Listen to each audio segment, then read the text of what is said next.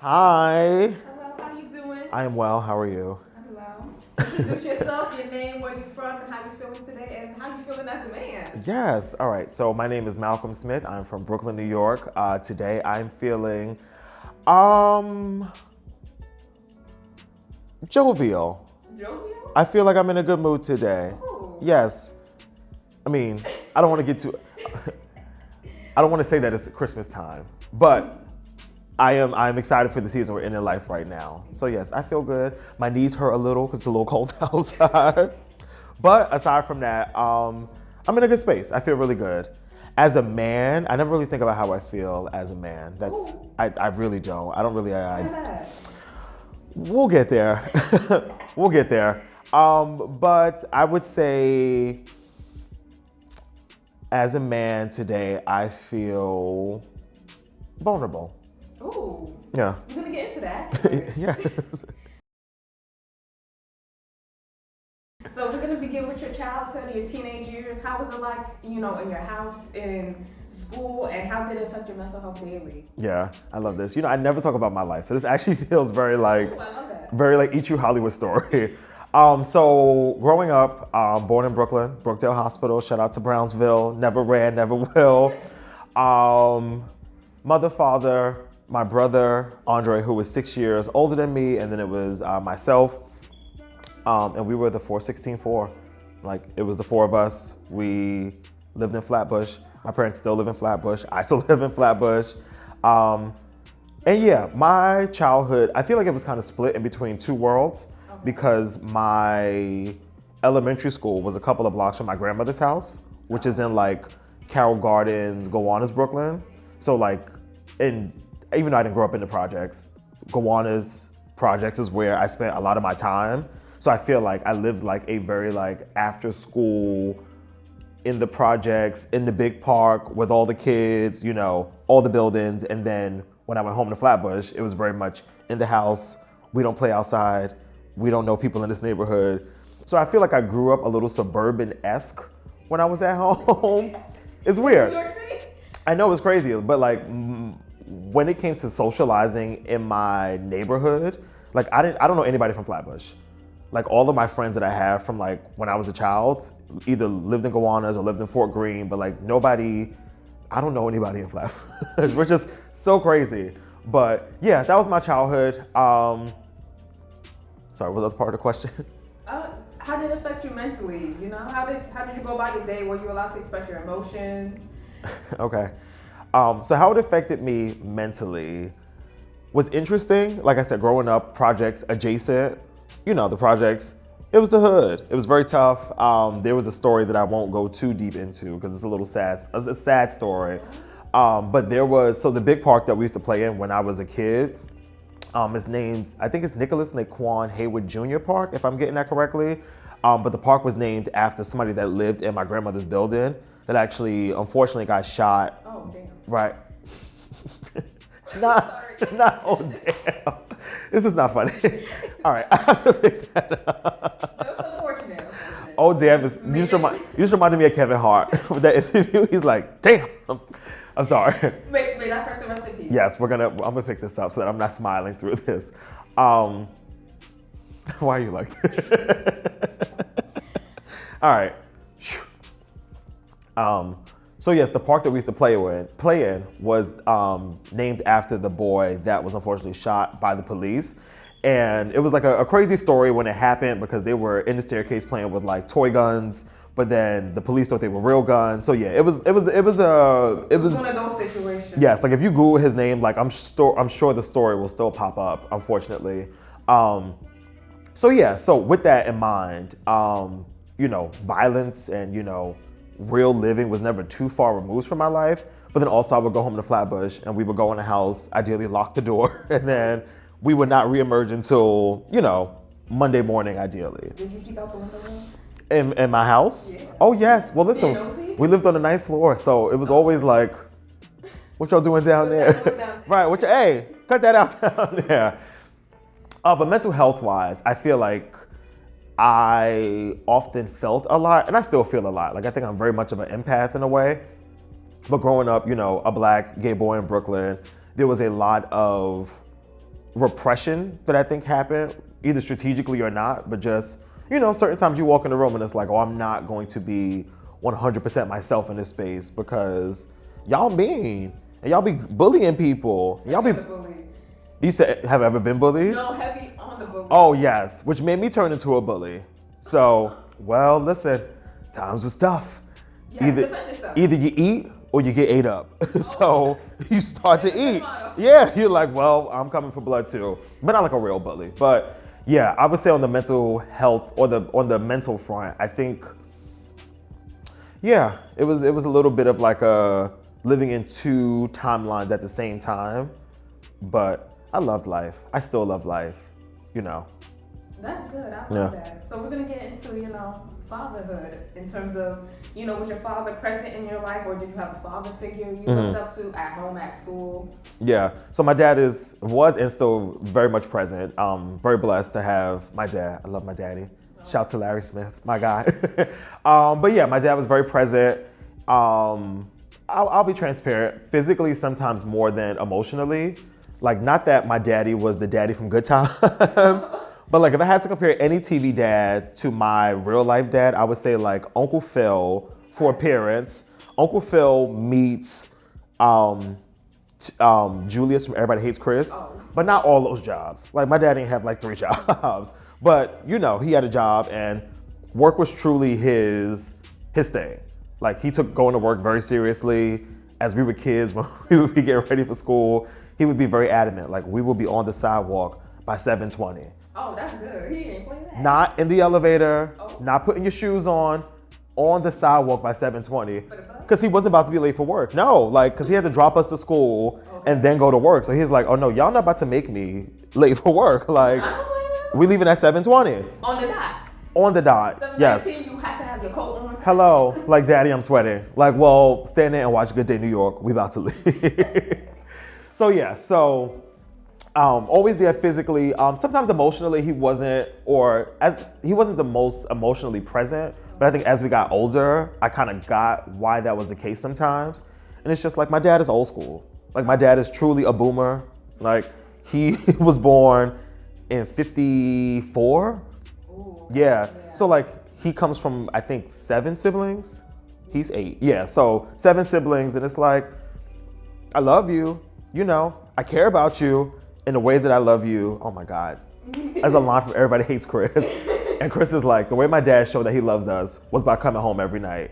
And that's really the tea. It's like, yo, I love you, but like, I'm not gonna be all super nurturing in the sense of like, I'm gonna ask you how your day was, but like, it wasn't a whole lot of like, what are your emotions? How do you feel today? But like, yo, don't let nobody play you. So like, he didn't get too deep into it. Not too deep, but also deep enough where it's like, if you really needed to go talk to him about something, you could. But he also was like, I'm chilling.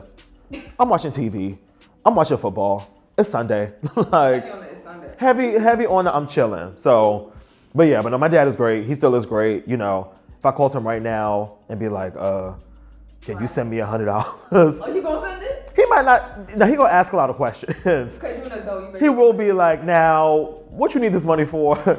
How do we get here? But like, if you really need him in a pinch, like he will show up. I love that. And not just for me, for other people in our family, which is what I appreciate. Like he really is. He's the oldest of all of his siblings. So he's the firstborn. He really does, I think, still hold a lot of the weight of really. Maybe being the father to everyone else? Oh, high key. High key. On the highest of keys. Yeah. But I love him. That's my daddy. So did you notice like any repetitive patterns that your father did that got passed down onto you? Was any accountability taken? Any yelling in the house? Not a big yeller, at least not with me. I'm very much smart people learn from their own mistakes. Okay. Wise people learn from the mistakes of others. And with my brother being 6 years older than me, he got to live a lot more life than I did, of course, at certain points. So like, by the time I got to like middle school, high school, like that era of life where you really start smelling yourself and you're like, I'm grown, I'm a teenager, I do blah, blah, blah, blah, blah, blah, blah. Oh, that wasn't the vibe in my house. Because my brother kind of ran on that energy. And I saw like, well, you doing this and it's getting you this. Like, now you gotta be home at 4 o'clock straight after school. I won't put all my brother business in the street. But like, it was very much like, oh, you was wilding out in a sense, and now mommy and daddy got to reel you in. So I kind of went the total opposite way. Like, all right, so what I got to do whatever I want, get good grades, do my stuff on time, wash a dish or vacuum a floor. All right, cool, did it, done. I want to go outside now. But, you know, in terms of your father being present in your life, but you said he wasn't there emotionally, how did you feel? Did you ever feel comfortable talking to him about your mental health? Or did you notice any of your siblings were comfortable talking to him about? Nah, I'm sorry. And this is where it gets real old school for us. It's like, again, like when you got a parent that's really a boomer, it's like, yo, my daddy was literally born during segregation. Like, even though he didn't live in the South, I think a lot of that mental, you know, ancestry, it's like it doesn't die, it kind of lives within you. So yeah, no, discussing mental health, going to therapy, like all of those types of things, those were not things that were really topics of conversation in my house. In hindsight, I kind of wish that they were, just because there was clearly one very rebellious child and then one very, I don't say closeted, not closeted like homosexual closeted, but closeted just like emotionally. Like, Okay. I was an expressive kid, but it wasn't really giving like, here's all my emotions laid out on the table like this. For what I would say was passed down, I won't say checked out energy, but I think again, because my dad worked so much, I think when it was time to sit down, he really just wanted to sit down. And I think I'm kind of the same way now where You just want to lay down. I just want to lay down. Like, let's just watch some TV. Like I won't say we were a super American family, but like we ate dinner around the TV. Like we were that type of family. Like not really Malcolm in the Middle because we weren't that crazy, but a little like, this could be a little bit more structured. You mentioned Malcolm in the Middle. What's your name being Malcolm? And often I feel like Frankie Muniz. No, but I think a lot of my adult reaction to things now is a little similar to my dad, where even now, if I promise you, if I called my parents right now, my dad is on the couch watching TV. Because that's just his thing. He's like, yo, like, I've worked hard enough. I love the TV. The TV loves me. And this is just how I like release from the day. So, yeah. And I'm kind of the same way. Like, as soon as I come in the house, I'm not gonna lie, sometimes I will turn on the TV before I even take off my coat. Okay. Like, it really is a problem. Like, I'm really, because it's my comfort. It's like it's my comfort thing. No quietness and nothing? I mean, sometimes. Okay. Sometimes it is like, oh, everybody shut the hell up. Let's just all sit down and take a moment. But on a day like a Saturday where I just like coming from like shopping or running errands, turn on the TV. What's on TV? Yeah. I always want to know what's on TV. The holiday season, what Christmas movie playing? Home Alone again? Because Elf is on ABC or Freeform, and I want to watch. Yeah. Yeah, all of them. Yeah, so, yeah, I would say that's probably the biggest thing. But then I think also what my dad is really still good at is just kind of showing up for people. It's like, it doesn't really need to be a lot every day, which is, I think, a trap that I fall into. And even now thinking about my dad and my grandfather, like his dad who passed away, like they were close. They were always in communication. But like my grandfather was never like at my house randomly. It was very rare for us to be at my grandfather's house, but like you always knew the love was there. It was like, if you call granddaddy, he's gonna pick up, he's gonna talk to you. But I don't think my dad and my grandfather spoke like every day or once a week. Like, you know, like it was just very much like, I'll see you when I see you. And now sometimes with my dad, which I know sounds crazy to some people, but even now with my dad, it's like put it like this, I haven't spoken to my dad in maybe like 5 days, but I spoke to my mom, who was in the same room with my dad. So like, we kind of spoke, but like we didn't get on the phone with each other and just be like, all right, what's up, son? How you doing? Like, place. I love you. I'll see you when I see you. That's good. So based on your father being present in your life, do you see yourself as a father? Hell no. Sorry. Absolutely not. You don't want to adopt, babysit? Oh no. Now what I'm gonna do on Saturday when I want to lay in the bed until 12:30? Nah, I'm sorry. No, listen, I love the kids. I have nieces, nephews, god kids. I love the kids. I truly am Uncle Malcolm in so many aspects of life. I'm like Bernie Mac. I love that. Like, I really don't want no damn kids, But God He forbid, was raising them kids. but if something happened to you, i.e. brother, sister, best friends, god kids, like I will raise your kid if you need me to. But if I don't have to, I would prefer not to. Would you spend a day with the kid? Oh, I will spend several days with the kids. Okay. Like I truly am the uncle. It's like, let's go to Six Flags, So let's if go I to needed- Disney World. So if I needed you to be a babysitter for a couple days while I'm out on vacation. Now, a couple days might be dragging it, but it takes a village. It does. So amongst the village, I will pick a day or two. Like, all right, you can send the baby to be with, abuela, but I'll come get the baby on Tuesday. We'll go to the Transit Museum or we'll go see the tree in Rockefeller Center. You come back to my house, you can spend the night, but then that next morning, you might have to go back somewhere else. Might. Because I have stuff to do, which is why I don't want to have kids. You want your money to yourself? What money?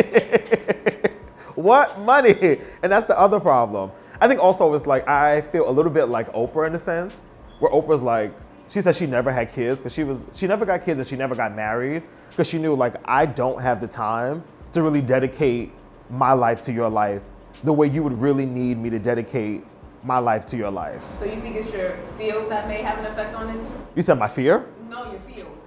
My field, but then also just who I am as a person. Because again, like transparency, we're doing this on a Saturday morning or Saturday afternoon. If I wasn't here, I would probably still be laying in bed because I work so much throughout the week that like I want to rest. I need to lay down. So yeah, it's no, fatherhood not for me. Not for me. It's not for everyone. A lot Yeah. of people can't admit that. A lot of people feel like they have to have kids. So. Right. And I appreciate, and I think people say like my thought processes like mine are selfish, but it's actually kind of the opposite for me. It's like I'd rather you be very intentional about having children and really showing up for them than just kind of like producing kids, having them appear in the world and being like, okay, well, I'm still going to Tulum this weekend. And not saying parents shouldn't go on vacation, but you sacrifice. Yeah, it's like you have to sacrifice so much to be a parent that I don't want to do that. I don't want to do that. I got to get me dressed. I got to get you dressed. I got to make sure that you The hair's done. I got to make sure you on the sidewalk at 7:20. No doodle eye. Hey, listen, because I'll be late on my own. Now I got to get me and you ready, or we definitely going to be late, y'all.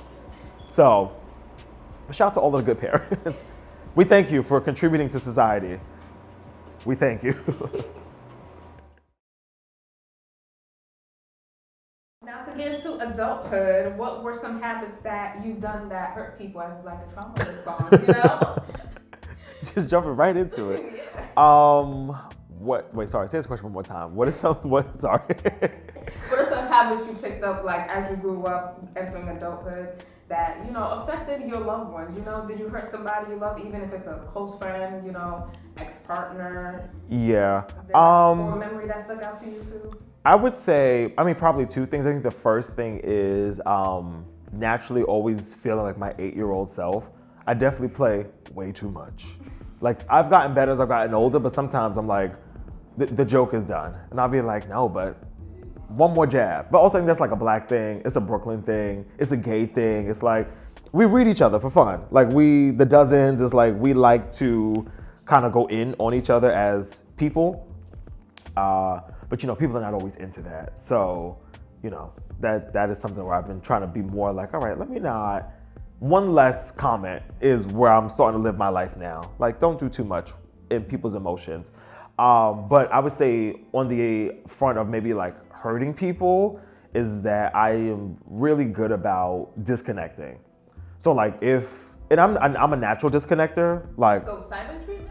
not necessarily silent treatment, because if you tell me what's wrong, I'm gonna tell you what's wrong.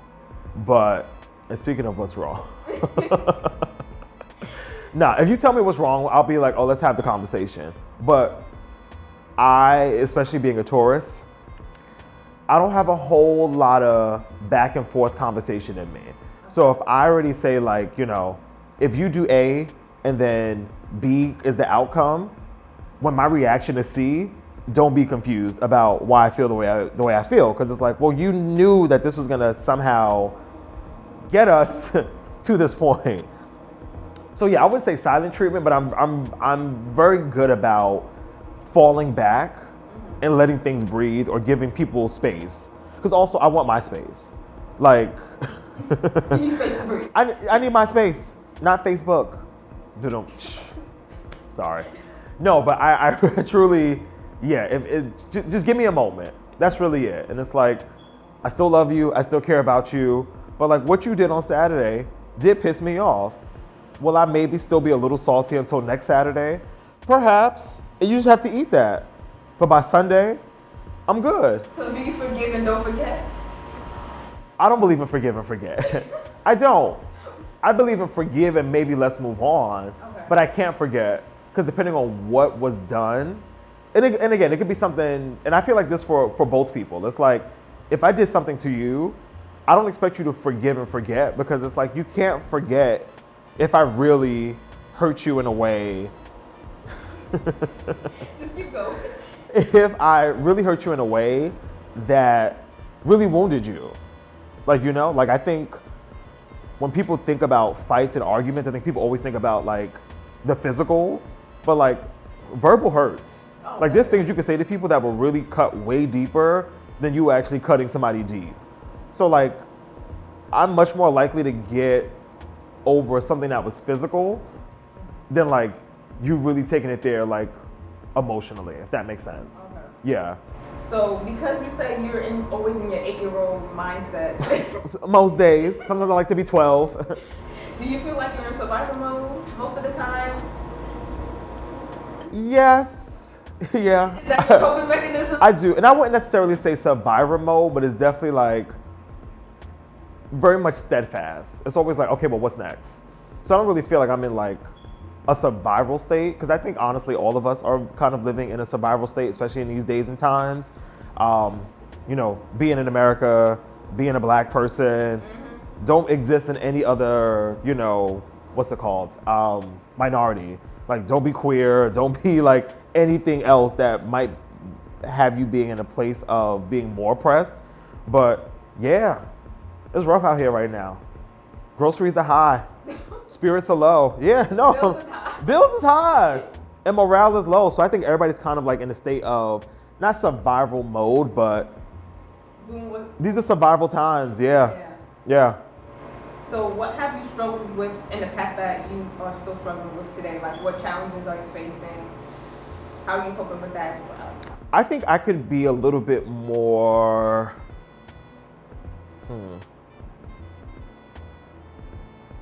Receptive is the word that is trying to creep out, but I don't really think it's receptive. But I think I could be a little bit more intentional. Okay. That's what I'm looking for. I think I could be more intentional about like checking in on people, tapping in with people. Because I'm very much of I told you, like my daddy, when I see you, I'll talk to you.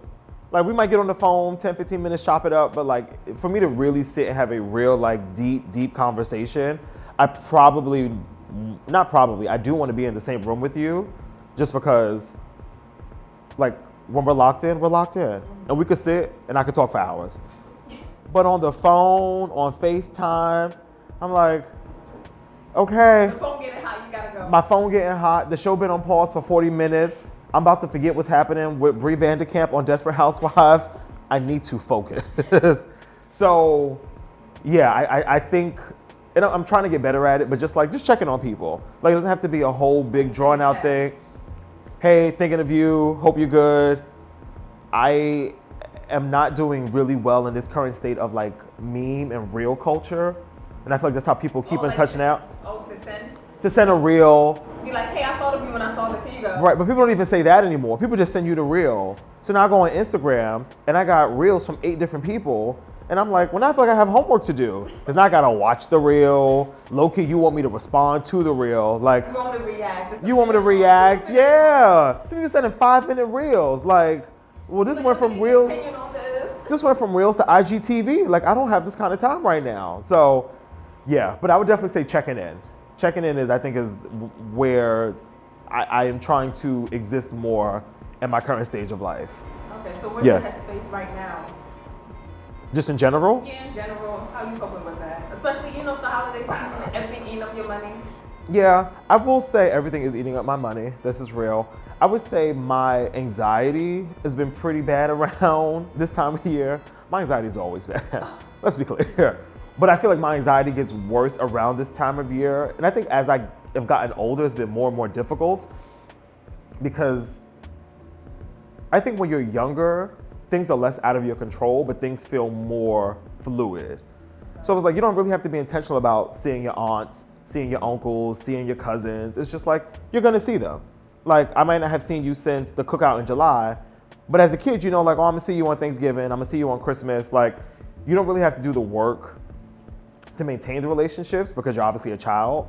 But I feel like as I've grown more into adulthood, like I'm the adult now. So it's like I have to be responsible for maintaining the relationship. So it's like, oh, I have to reach out to see how you're doing. Like I can't just wait until Christmas Eve because, you know, knock on wood, God forbid, we might not make it to Christmas Eve, or all of us might not make it to Christmas Eve. So I think it's the anxiety of like always feeling the need to constantly be checking in and tapping in. That was with your elders. Right, exactly. But even like on my same level, like my cousins that, you know, I'm super close with, but one got kids, the other one got kids and lives deep in Jersey. The other one lives somewhere down south. It's like we're not as close as we used to be, even just geographically, which I think makes the tapping in much more intentional. Because it's like, oh no, like we all don't live in the city anymore. I used to be able to be like, oh, I'm coming to your house this weekend. You live, you know, 2-hour drive. Down the 6 line, right. It's like, I'm gonna meet you at Westchester Square, East Tremont, staying up all day. And now it's like, well, you moved to Jersey or you moved to Westchester. So it's like, I can't really just get to you as easy as I used to. And that makes me sad. And sometimes a little anxious about like feeling the need to always be checking in and always making sure everybody's okay. It work both ways. Right, but then naturally it's just like, you know, you can't. It's like, I can't be talking to you every day because we don't have the bandwidth for it. It's like, Work. we busy, work, kids, wife, husband. Yeah, it's like parent. It's like you're raising your kids, you're raising your parent. Like people got a lot going on. So, yeah. So based on your anxiety, when was the last time you felt like heard or seen by somebody? Every day. Oh. Because I have no problem being like, it's a mess. Let me tell you what's going on today. Oh, I see you. Let me tell you what's going on. Yep. Like, can you believe what happened on the train this morning? Yeah. I will say, to truly answer the question now, I think being the strong friend for a lot of people, I don't say it's made people check on me less, but I think people that really, really know me in my life know that I don't need that constant checking in all the time. Or the constant nagging, like, are you okay? And that's okay? And that's what it begins to feel like, where it's like, I have a full-time job, I have like 2 creative projects that I'm working on just in this current season. So it's like, if you don't hear from me for 3 or 4 days, but you know I'm alive, just appreciate that I'm alive. You know, like I love you. And when I have a moment to really sit and kick it with you, we're gonna kick it, we're gonna have a good time. And then I have to go back into this kind of whirlwind of, I have this to do, that to do, this to do, that to do, so on and so forth. But no, I'm solid about, if somebody really asks me like, what's going on? Or like, are you okay? Like I will release. And I got great friends, you know? I love my friends. Some of my best friends I've been friends with since legit 2006. So it's like, these people know me. Like, and I know these people. So when it's time to check in, we'll check in. But honestly, I'm checked out a little. I'm a little checked out. So I just, based on that, what are some habits you're trying to let go of? But I'm guessing you're trying to be more intentional, but dive a little deeper into that. With my peers or with myself? With yourself. Some habits I'm trying to let go of is being addicted to the TV. See how it all come full circle? Because the way my ass will be up late, like, oh, you should have went to sleep 2.5 hours ago. But that episode was so For one more episode. Just one more. Episode be 50 minutes long. Hello. And don't let it be a season finale, because then you're like, this is an hour episode. Y'all done put a little extra on top. So with stuff like that, I think I could do a better job of, you know, just being an adult, you know? Get up on time, don't snooze 5-6 times in the morning. You know, when it's time to lay down, go lay down. Should I be eating a sausage, egg, and cheese every morning for breakfast? No. But I'm a New Yorker, and that's the fuel that my body runs on. But it's like, all right, maybe we're not gonna have bacon this week because, we want to protect our arteries. Little things like that really do go a long way. So, yeah. Okay, so are there any beliefs about yourself that are limiting you and your future goals mentally? Any beliefs about myself that are limiting my future goals? I would say a little bit of perfectionism. I think being as a creative, I think also just as somebody that has had the same passions for the same thing for such a long time, is like the work I'm doing now, I've felt, I have a great thing I'm gonna send you. I have to send you this thing. So in the first grade, we had to do like a class assignment that I still have to this day, which is, I can literally see it in my head right now. But the assignment is basically like, when I grow up, I want to be blank. And I put, when I grow up, I want to be an actor because actors make people laugh, and I like making people laugh, or something of another. Since I've known you, yeah. Thank you. I like that I'm being consistent. So it's like, I've always kind of been this person, and always, all the things I'm doing now, I've always wanted to do. So to see these very childhood dreams kind of actualize in front of my eyes, it's like, oh, I did this. This is cool. So with that said, I think because I've thought these things for so long, now that I'm actually executing them, it's a little like, oh, well, they gotta be right. It gotta be perfect. It gotta look like this and feel like that and sound like this and yada, yada, yada. And I think it's definitely helped me back a lot of it in my creative life. But I think it also is important to have value in your work. So I try not to like diminish that part of me too much, but it is a little like, eventually you gotta hit submit. Like you gotta turn in the paper, the cake gotta come out the oven. Like eventually, like, you gotta suck it up or something. It's done. Yeah, it's like eventually you're just gonna have to do the thing. So yeah, I have been trying to move out of my own way with that kind of stuff. Like, this is not perfect, but we said it was gonna be out December 12th. It's December 12th. Let's press upload and see what happens, and just taking it from there. So, yeah. So as a creative and just as, a man yourself, do you have a network of people who support you through this? Yes. And what's so crazy is that my network of people, there's very few men in it. I feel like women have really been the backbone of my life. And of course I have male friends. I have a brother.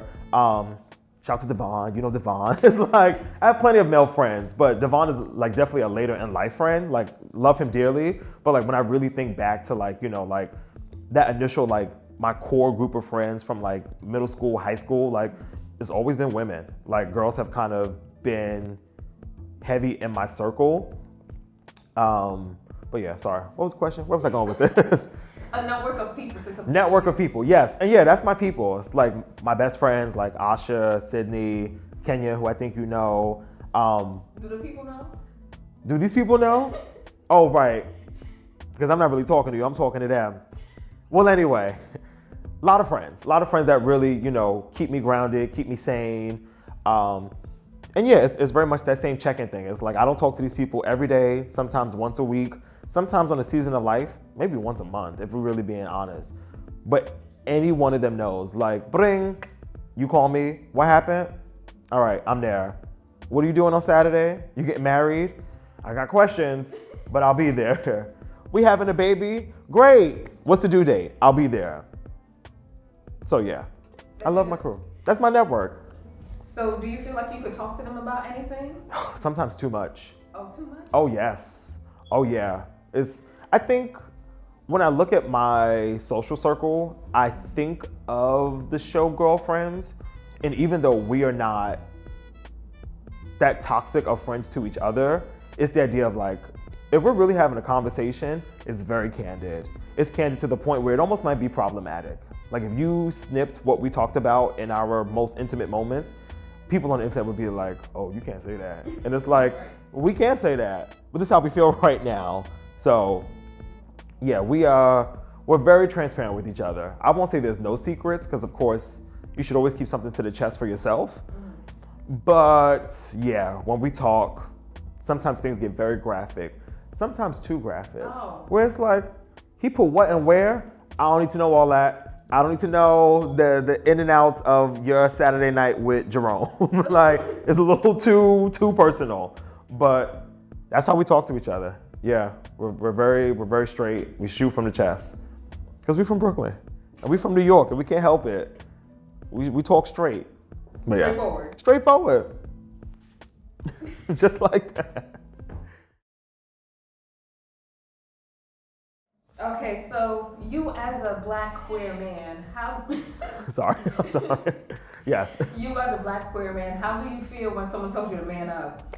So I'll be honest. I haven't been. So no one has told me to man up in a long time. What's a long time? Like years? Oh, years. Easily from like, I would say probably like elementary school. I think honestly the last person I could think of that probably told me to man up, and he didn't use those exact words, but I think he was kind of alluding to it, was a school para in elementary school. I think his name was Mr. Anthony or Anthony. I feel like his name was Anthony. If this is ringing up, if my memory serving me correctly. And it was something about, and this is like 4th grade, so this is very much like, you know, you're about to step into puberty. This is really separating the boys from the men, the girls from the women, you know, the queens from the queens. It's like, because honestly, as a gay kid, like, you kind of know your whole life, like, oh, something is off in this little equilibrium that I got going on. But it's not until you get to like really puberty where you start really feeling feelings. You're like, oh, he's my friend, but he's also kind of cute. Okay, what's going on here? Like, what's up with this? So yeah, so in that season of life, I think that was probably the last time I heard somebody try to infer to like man up. And I think they were throwing a football back and forth in like after school. And you remember the big parachute with the rainbow? Not to be all stereotypical, but hey, it is what it is. But like the rainbow parachute, like, you know, you run underneath, and like that's what the girls were doing. And I was like, this looks way more fun than throwing some stupid football. And he had like this whole thing about like, and he never used the words man up, but it was just like, you're supposed to be playing with the boys. That's what the girls are doing. I'm like, well, the girls are having more fun. I'm having more fun too. It's story of my life. The girls are still having way more fun. So yeah, I never really got down with the whole man up thing. And the reason why I didn't get down with it is because I actually don't mind the phrase man up, but I need your man up. I want to be clear about what we're saying a man is. Because to me, it's like, man up is like, take care of your kids, take care of your responsibilities. So people don't see it as that. Come home every night, you know, shelter, nurture, feed, clothe, provide. The nurture part, they think is a woman. Produce, right. So it's like all of these things to me are my definition of man up. But I feel like when I hear man up in society, it's not those things. Man up is like, yo, I don't want to curse, sorry. But it's like, You can't curse. I can cuss? Don't be a bitch ass. Don't be a little punk ass nigga. It's like, don't show emotions. Don't cry. Man up. Be tough. Don't touch nothing pink. Don't play with no dolls. You know, I used to want an easy bake oven, and it wasn't even a gay thing. It was a fat thing. Oh. Like a toy in my room that makes cakes, cookies, and pies. The easy bake oven? Why wouldn't anybody want this? I'm like, this is not a girl toy. This is a greedy toy. Like, I always was like, yo, easy bake oven, if I could make cake in the room from the bed, that would be lit. But of course, that's gay. So it's like. It was purple too. I love purple. Purple is royalty. Exactly. Right. So I'm like, that whole man up thing, I don't hate the phrase, but I know the intention behind the phrase never really was for me. Cause no, you man up. You man up. You're a grown ass man out here sitting on the corner drinking 40s and smoking blunts, which I'm not opposed to. If you catch me on the right Saturday, this is my kind of carrying on. But to me, that's not the definition of being a man. Right. That's not being a man to me. Okay. Yeah. So based off of your childhood and whatnot, do you feel safe in the world today? I feel very guarded in the world today. I think even how I present, like, physically, like, in the gay community, the type of gay man that I would be, I guess, classified as is a butch queen. Now, butch queen is a man that presents very masculine, but as soon as you hear him open his mouth, hey, what's up, y'all? Amongst other things, I don't want to trivialize it to just that, but it's like you kind of run on both energies of like, you're masculine presenting, but still have a lot of like feminine-ish ways.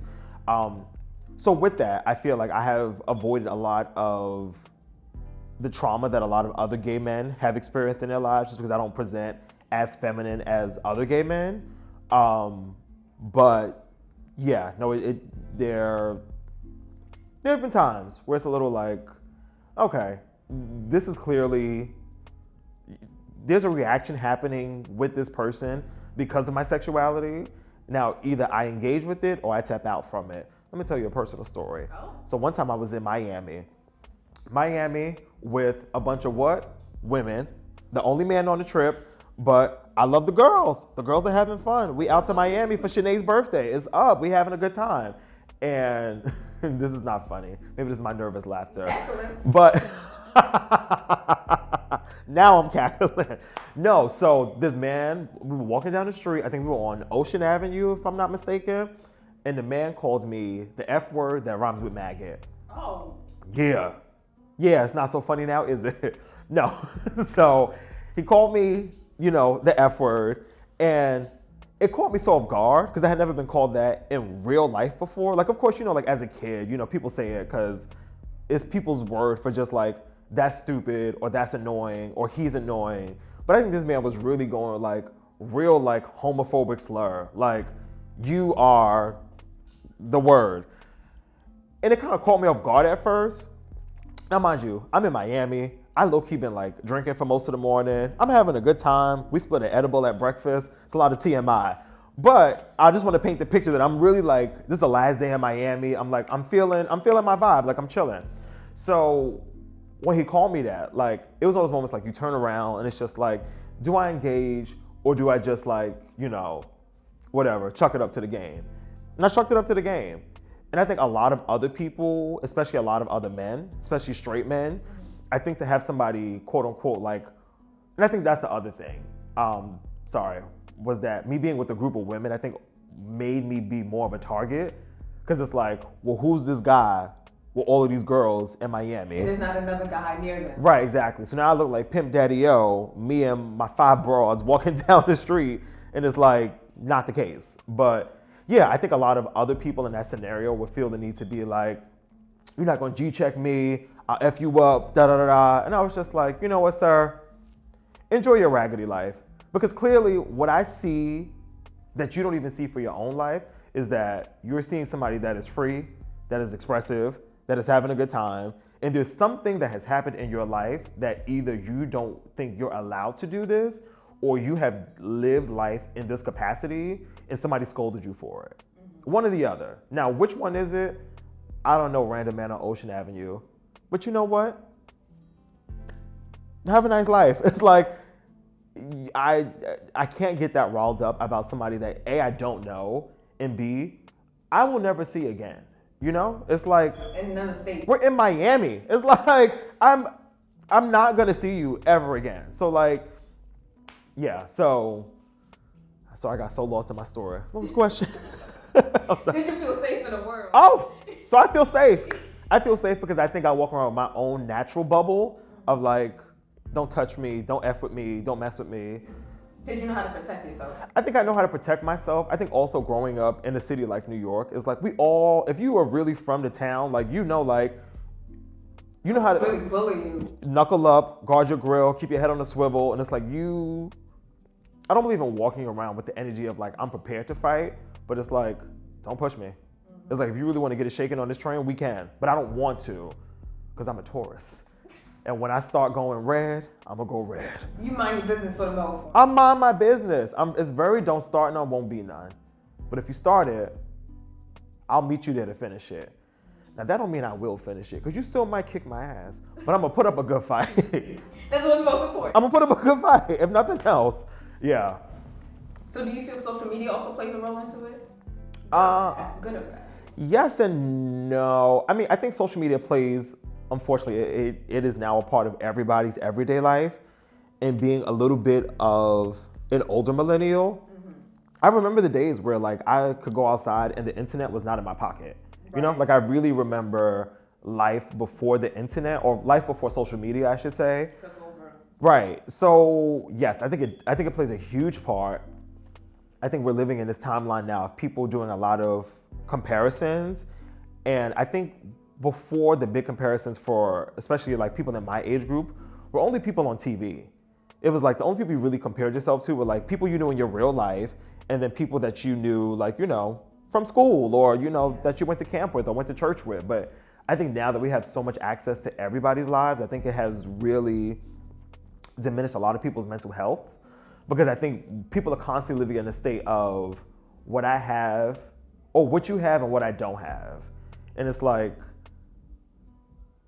Oprah said a great quote one time that I really love to live by. She was like, you can't compare somebody's season 12 to your season 2. Mm-hmm. So it's like, if somebody's been doing this thing for 15 years, like as a filmmaker, you can't look at Spike Lee or Ava DuVernay and be like, I should be there. It's like, no, you just got in the gym. Like, you just got your reps in. Like, you're not gonna be at this same level as this person that's been putting in all of this work behind the scenes. But I think so much of our lives on social is seeing other people's lives, especially their highlights, that it begins to make you feel like, well, damn, what am I doing? Like, why am I not?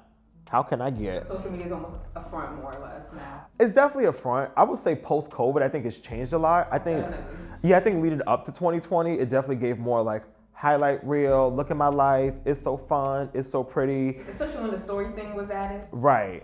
And then I feel like in 2020 and beyond, it got real. It's like, we was locked up inside. What else we doing? You locked up in the house. So like, you don't have a buzz down. You don't have your lashes on. Your barber can't line you up. You're not getting a beard trim. Like, when I look at you looked at pictures from 2020 lately. Oh my God. Pictures from 2020, I got bags, dark circles. It's like, I am wearing the sign of the times all over my face. And I think that was why I think TikTok became so popular, because it was just like, it was straight to cam. It was very direct. It was like, there is no time for like super polished, super curated. It's like, this is real life right now. But yeah, I'm team everybody get off social media. Get off Facebook, get off Instagram, delete, MySpace, unfollow, Friendster, get out of here. All of them, they gotta go. That was a good one, but true. Yeah, like they gotta go. They got to go. So what are some personal goals you would like to focus on to improve your mental health? You know, like you had mentioned, deactivate or delete social media in a way. Yeah. I'll be deactivating my accounts. Yeah, I know. I feel like, well, we're not gonna talk personally. I forgot, you're not really in this. Some of my goals to improve my mental health, I already started doing it. And the thing is, we don't really need to recreate the wheel. I feel like when people have these conversations, I think people are always like, oh, like, what are we gonna do? And it's like, you already know what you should be doing. Drink your water, take your vitamins, go to the gym. Going to the gym, I don't want to say has changed my life because it sounds so dramatic, because I haven't been to the gym in a while. Maybe that's why my life is so jacked up right now. But when I'm heavy in like a gym season, it's like you release so many of those endorphins that you can't help but to feel lighter. And not just in weight, it's like in emotion and energy. Like it's a release, and it really is great for your mental. So yeah, I'm trying to go to the gym more. They just made the gym by my house 24 hours, which I'm like, yay, excited. I need to be going more. But that's about 2 a.m. Well, not 2 a.m. because I like to be in the bed. But maybe like 7 a.m., you know, maybe on the earlier tip of the day. Okay. But yeah, so yeah, things like that. Of course, like, you know, like I said earlier, you know, hygiene. Checking in with people, tapping in with people, going to get your hair done, you know, putting on your face mask. I got these collagen masks that are so good. Ooh. And you're supposed to put them on overnight. I mean, well, I keep wanting to talk to you. I'm like, we used to have gray skin, because shout out to you. You can talk to them too. Personal hygiene for everyone at the end of the day. If you still have gray skin, you want to keep your gray skin, and they got these collagen masks, and you put them on that night, and you lay back like this, and it comes in like 3 pieces, and you just lay. Like Kelly Price and Shirley Murdoch.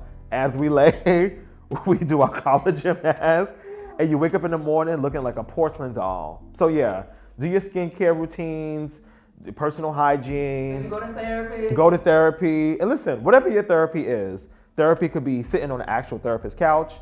Therapy could be going to the gym. Going on a walk. Therapy could be going to church, going on a walk. Therapy could be hanging out with your friends on a Friday night and y'all kicking it. Yeah, it's like, I think really people underestimate like things that really can be therapeutic for you. And it's like, no, like sometimes you just need to like sink your teeth in to whatever it is for you that gives you that sense of, this is my feel good. Whatever your favorite comfort show is, putting that on. Like, there's a lot of things. Music, love music. Oh, we know that. Yeah, you don't know that. Beyonce fan. Oh, Beyonce. Can't wait for Act 3, sister. Can't wait for Act 3. Yeah. So what are you looking forward to in the future? Like any personal and professional perspectives? In the future, personally, again, I think one of my big things is trying to making sure that I'm showing up for people in moments where they need it, but then also moments where they're not really asking for it, just to be like, I'm here. I'm here. Yeah, I'm here. Like, even if that means, and even just yesterday, I did my podcast, and my friend Kenya was like, I was like, oh, I gotta go to the supermarket because, I'm making mac and cheese for the family. So I gotta go to the store. And she was like, you want me to drive you? I was like, I do want you to drive me. And we just spent like 2 hours in ShopRite, just walking around. Underestimate market shop with your friend. No, truly. And it's like, I don't need a whole lot from my friends. It's like, we can sit on the couch and do nothing. We can go to the movies, we can go to the library, or we can go grocery shopping. You got errands to run? Yeah. You got errands to run? I can't run all your errands with you now. I'm not going to H&M and let you try on 5, 6, 7 dresses. I don't have time for that. I'm not that friend. But we got errands to do. You got to go to 34th. I got to go to 42nd. Let's run them together. So, yeah, personally, I just want to kind of just be more present for people. Also more present for myself. I think I give myself a lot of leisure time. And I think truly, we're going to play a drinking game. Every time I say as a tourist, take a shot. But as a tourist, we like to rest. We like to sit down. We really like, when it's time for slumber, we will slumber. So I really have to. And Friday, yesterday, when it was pouring down raining, I was like, well, the bed and the remote, click, click. So yes, I have to be mindful about not resting so much. Like, okay, is this rest or is this laziness? Like, is this a fine line? Professionally, I think I just want to continue to do the work that I'm already doing. I have a web series, I have a podcast. I will link it down below. Well, thank you for linking down below. Butch Queen Energy, season 2 on the way. Still Diverted podcast. 2 messy friends from Brooklyn just doing a show and doing what we do. So, yeah, I think it's just I've always been a hustler, and the idea of like, my hand is always in a lot of different things, but I feel like I'm at the point now where I am trying to, the pots that are boiling, I would like them to boil to the point of, production. So let's make the meal. So you want your ideas to be out there. Yeah, and they already are, but I feel like I could do a better job of really sinking my teeth into my art, but it'd be hard. And I'd be tired. And when I come home from working a 40-hour work week, it's like, I don't look at another computer anymore. I want to do what? Turn on the TV. It's like, do you want to be watching TV or do you want to be making TV? I'm like, let's watch it today. So at this moment, what are you most grateful for, personally and professionally? And any advice you would give to your younger self based off of that? Ooh. Yes. All right. Young Malcolm. Yes. Personally, I'm grateful for my heartbeat. I'm grateful for the heartbeats of those around me. My parents. My parents are not spring chickens, but they're definitely not old hens. But my parents are in their 70s. So it's like, oh no, they're getting up there. They're getting up there in the age. I know. And then you be watching stuff on TV and it'd be like, blah, blah, blah actor from famous TV show died, 76 years old. You'd be like, 76? Because she is a bad mamma jamma. One of my auntie's favorite songs. She's going to be stressed on Christmas when we have to talk about this. But we got to talk about it. But yeah, so truly, heartbeat, life, it sounds very cliche, but it's like food, shelter, peace. I think people really underestimate the power of peace, but it's like, I always say to a lot of people in my life, but every time people is telling me a story about something that's happened, I don't mean to be dismissive about it, but my response is normally, life doesn't have to be this hard. It doesn't. And it really doesn't. And I'm like, when you see people, especially like, there's gonna be such a random reach to this thing. But even when you watch a show almost like a Love and Hip Hop, and you see how people on that show are living their lives, especially like from yesteryear, it's like, life don't have to be this hard. It's like you really are putting yourself in a situation to be overstressed and overworked and over struggling, and it's like it's so overcomplicated where, baby, life don't have to be this hard. Like you could just release the shackles off your feet so you can dance. Like, come on. Come on, Mary. Yes, like get into it. So yeah, so that's my MO. But yeah, grateful for life, grateful for optimism. I think what keeps me going a lot, especially being from this city in particular, is like we've seen New York exist in so many iterations. High key 9/11, the blackout. You know, there's been a lot of stuff in this city just naturally, where it's like I think that sense of optimism is really what keeps me going. Where it's like, all right, well, is the cup half empty or is the cup half full? And I'm always like, it's half full. It's never half empty. Because it's all about perspective. It's just like, it's how you just look at what is currently in front of us. So, as I like to say to my friends, I'm always gonna have a good time. You're always gonna find a way to have a good time. No matter how whack the situation is, this is such a crazy story. How much time do we have? I don't wanna be talking up the whole time. We good on time? Go on. So at my uncle's funeral, God rest his soul, my Uncle Mark, who, oh my God. I think it might be today. Is today the 20th? Yeah. My Uncle Mark passed away today, like years ago. Oh my God. Wow. Hey, Unc. Well, in any event, this was like, so I feel like in family sometimes deaths sometimes come like expected and then other times surprised. Yes. This was a surprise death. Like this was not the death. Like he wasn't super old. He wasn't like in a hospital. Like it was just like, it happened and it was just done. But at his funeral, speaking of always having a good time, to set up the scene of the room, you come into like the funeral home, like these are all of like the pews, the casket's at the front, and then adjacent from the casket was like two more rows, which ideally was where the family was sitting. So me and my cousins are sitting ideally directly in front of the casket, more or less, and well, I'll do it like this. So I'm facing you, the casket's here. Okay. And people are coming this way towards us after they view the body.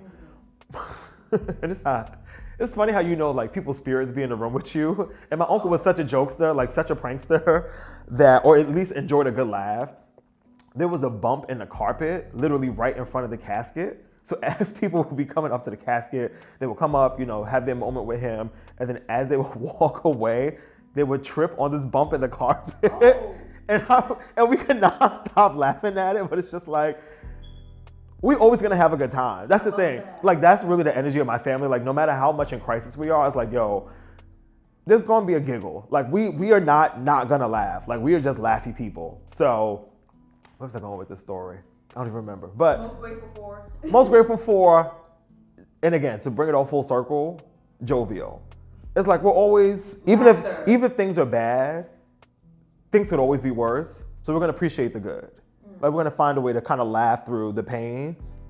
And that's what life is all about. So, and that was a lesson I got apparently very early in life. I cannot believe today is the 20th. That is really, that's crazy. You really are blowing my mind right now. Your uncle knew you probably. He's here. He's right here in this room. But yeah, so. Oh, that's him right next. That's him right there. Yes. Playing with the outlet. I don't know, something. Not playing with the outlet. But yeah, and then, what was it professionally? What do I want to do? Are we still on this question? Where are we at? Professionally, what you grateful for too? I'm just enjoying our conversation. I'm not even really thinking about the questions. Professionally, I think growth is the season I'm in right now. I think for a lot of years, there's been a lot of seeds planted, and I feel like I'm almost getting to the point of being able to enjoy the fruits of my labor, where a lot of projects that either took a long time to produce or I had to stop doing and started doing again. It's nice to see them kind of in this stage of still not really infants, but maybe more toddlers, where it's like, oh, okay, you're learning to walk, but your legs are still a little wobbly. You're gonna fall over sometimes, but like, you're clearly not the infant you were 2 to 3 years ago. So yeah, I'm excited to just continue doing the work, continue to be intentional about my work, and really representing my people. And that's all people, yep. As Black people, high key, that's gay people, high key New Yorkers. Like a lot of my art is very New York centric. And you know, I want to reflect this in the best light. I feel like there's so much imagery of Black people in the world, in the media, of us not being super polished, which I'm not mad at because we're not a monolith, so I don't need everybody to be Barack Obama or Martin Luther King, but like also everybody can't be, well, I was gonna name people, they're gonna get offended, but everybody, you know, we can't go the opposite way either. It's like I just want to be honest. Just hold up a mirror to society. That's really what it is. It's not a good thing, it's not a bad thing. It's just like, here's who we are as a people right now. Good, bad, and indifferent. So what do you think are some of the biggest obstacles that you've noticed in the men community face, especially with therapy, and especially because you said your father is a boomer? So. Don't be calling my daddy old. My daddy old. Nah, I think the problem that exists for a lot of men in the community when it comes to mental health, or I think even just emotional intelligence sometimes, is I think unfortunately for so long, men have been kind of told like, you know, showing emotions is weak. The typical like, you know, man up, be tough, you know, don't let nobody see you sweat, don't let nobody see you cry, so on and so forth. I will say, and I don't know if it's putting the cart before the horse, but I feel like a lot of this energy has come out of the hip hop community. And as someone that, again, I'm born and raised in New York. Like hip hop truly is, well, my second favorite genre of music. Okay, maybe my third favorite genre. I'm gonna go R&B first. It's top five. Jay-Z always on my list, you know? Shout out to Notorious B.I.G., for better or worse. But I feel like a lot of that energy of like hard street culture kind of played a role. Was run by men and then played a role in the music. And I think that kind of affected a lot of us that grew up on the music. And I'm appreciating seeing the rappers from our day a little bit more grown up, like, you know, T.I. being kind of, you know, more prepared in the interview than he would have been 10 years ago, just coming up to the studio, you know, hungover from the club the night before, or Jay-Z doing 444, and it's like, oh, you're not just rapping about selling drugs on the corner anymore, or selling CDs out your trunk. It's like, oh, you're talking about however people feel about it, you know, financial gains, whether it's, you know, capitalism or not. I think there's a level of growth that needs to be acknowledged where it's like, oh no, you are kind of doing the work on yourself. Like you're talking about therapy, you're talking about showing up for your wife, showing up for your kids. And I feel like while that's always kind of existed in hip hop a little bit, those were not the rappers that were super popular. Like they're not playing Common in the club. You know, they're not playing, you know, the conscious rappers in the club. But I feel like as hip hop is getting older, you have to be conscious. Like you have to be grown up. It's like, take accountability. I don't want to hear you talking about selling drugs and, you know, smashing hoes like you were in 1998, because that's not you anymore. And it's like, I don't need this. 30 years ago. Oh, literally my whole lifetime. It's like, yo, dog, like I don't even want you to be this person anymore. It's like I want you to be more grown up and more elevated. So yeah, I think we have a lot more work to do as men, but I think in this space of, and this is where I would give social media a little bit of credit, I think a lot more men have been showing up as more full versions of themselves, like especially the men that are like into podcasting, not all of them, but I think people are really kind of being more intentional because they know the temperature of the streets. They know women are like, y'all need to grow up, or I guess we need to grow up. I put myself in the equation, even though not really me.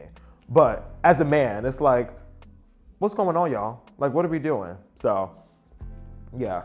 So what should we do more as a community in terms of anything? You mentioned music, so you think music choice plays a big role? I think, I won't say it plays a big role because I'm still an artist, so I still appreciate art being art. And it's like, you don't have to, like, if I hear a song from a rapper, I don't really need it to be super autobiographical. So like, you telling me that you shot somebody, that could just be like euphemism. It's like, you shot down, you know, patriarchy, or you shot down, you know, racism. I don't need you to really be like, I shot somebody. But also, I think a lot of what we consume really affects how we exist in the world. So yeah, what can we do? Honestly, I hate to say it, but like, I think it falls on the people that really need to be doing the work. Mm-hmm. And what I will say about when I have conversations about my friends that are women, either they're doing the work or they know they need to do the work. And I feel like men haven't really gotten all the way there with it. I think we've taken a lot of stride in the last 20 years, but I think it's definitely still, I mean, naturally, women mature faster than men. So I think that's always gonna be like, you know, a gap. But I think it's the maturity factor and then also really leaning into being intentional, like wanting to show up as the best version of yourself, wanting to be all that you can be, as cheesy as it sounds, but yeah. So what is something you want everyone watching? Hey y'all. Something you want everyone watching to know about men's mental health, and give me like maybe not the most important word, but maybe the top 3 words to describe men's mental health. Top 3. Okay. What I think. Okay.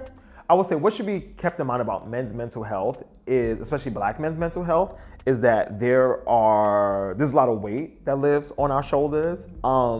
Women, I think, also can agree with this, but there is this, I feel like the thing about being a black man is that you kind of exist in this weird Venn diagram, word I have not used literally since like 3rd grade, which is crazy, but like much like a Venn diagram, it's like you're black and you're a man.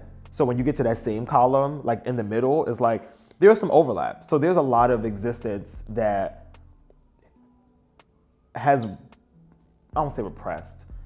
A lot of my existence has been, I've dealt with repression in a sense, just being a black person, but then there's things that I have not dealt with because I'm still a man at the end of the day. So it's like, there's a lot of like, you know, what is the word we're looking for? Not feminism. What's the opposite of feminism? What is the word I'm looking for? Misogyny. Thank you. I'm looking for misogyny. So with that, I think there's a lot of, you know, pain that, you know, I've dealt with as a black man. But when it comes to women, you know, there's a whole set of misogyny and, you know, corporate disparities and wealth pay gaps and a whole bunch of other things that I have not had to deal with. But you're still aware that it exists. So let's pick this up. What was the question again? Because now I just feel like I'm on my soapbox. Something you want people to know about men's mental health. Something I want people to know, right. So I think what's important to keep in mind is that while we don't all have the same struggles, I think there's a lot of struggles that men deal with that people, myself included sometimes, often sweep under the rug, where it's just like, get over it. Like, there's people out here doing worse. Like, just, you know, pick up the pieces, stop complaining, and prevail. But which is a little insensitive, I will say. But I think what's important is just letting people tell their stories. Even if you don't really agree with it or really identify with it, it's just like, okay, that's the world you lived in. Because again, I think a lot of being a black man in this space is overperforming a lot. Overperforming masculinity, overperforming sometimes your blackness, sometimes overperforming your niceties, being in a corporate space. Like, you're showing up much more nicer than I think you would naturally, just because you're like, I'm already outside of here, so I need to kind of work a little bit more to really blend in, but also show my worth. So yeah, I would say give people their space to really have their moment. And if I had to think of a word to describe, or the word that really highlights black, I keep going with black men's mental health because that's where it's at in my mind. But for men's mental health, I would say accountability. I feel like accountability is probably the word that creeps up the most. And I think that's holding each other accountable, holding ourselves accountable, knowing that you're doing the work and be intentional about doing the work on yourself. So. Anything you would like to add at the end? I want to give, this is an old podcast I used to listen to that I loved called Another Round. And it was by 2 women, Heben and Tracy. Shout out to Heben and Tracy. I miss the podcast so much. But Tracy would always end the show with, drink your water, take your meds, call your person. And I feel like those are like the 3 like almost essentials for like daily life. It's like, you know, take care of your body, take care of your physical beings, and call your person, whoever that is. Like, call your mom, call your dad, call your best friend, call your cousin, call your granddaddy, right? Call on your ancestors, call somebody. But yeah, just be very intentional about taking care of yourself. Because you all you got. Exactly. Yeah. You came to this world by yourself, you're gonna die by yourself? Okay. Hope, not hope. Well, never mind. I just say hopefully, but like I don't want to take somebody else out with me. But do I want to die alone? You're not gonna die alone, but Yeah. like, you know. But like if two people die at the same time, did they die together? Not really. They just happen to die at the same time. Right. Anyway, let's move on. Thank you for your time. You're so welcome.